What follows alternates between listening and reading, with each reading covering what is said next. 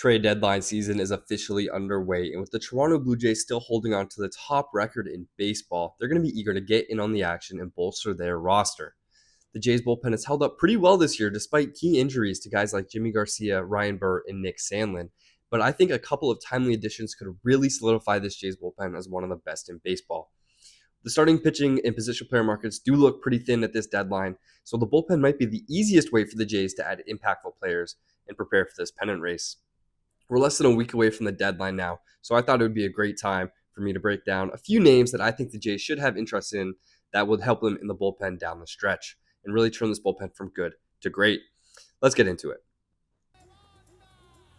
Between his sub-2 ERA, a fastball that averages over 100 miles per hour, and the fact that nearly two-thirds of the batters he faces hit ground balls, there's no shortage of reasons to fall in love with Jhoan Duran.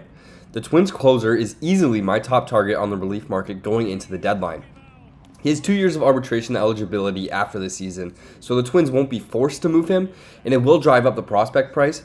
But Duran's among the top relievers in baseball, and a 1-2 punch of him and Jeff Hoffman late in games would give opposing teams nightmares. Duran may not get traded at the deadline, but if he does, I want it to be to the Blue Jays.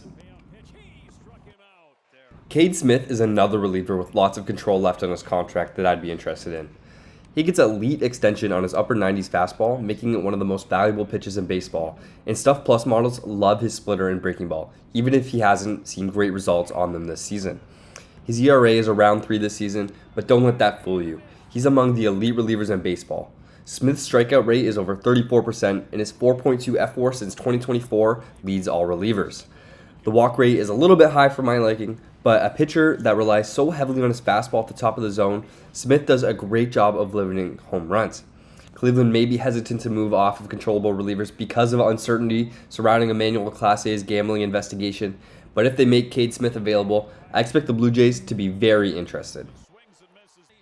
If the Jays choose to go the rental route to help the bullpen, my top choice would be Ryan Helsley of the St. Louis Cardinals.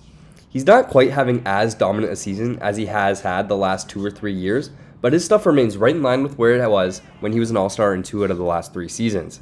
His electric fastball slider combination fits the prototypical reliever archetype, and there's no need to worry about the 31-year-old declining because he'd just be a rental.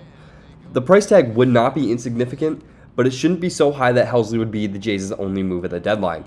He'd look damn good at the back end of the Blue Jays bullpen and would give the Jays a legitimate option alongside Jeff Hoffman to close games.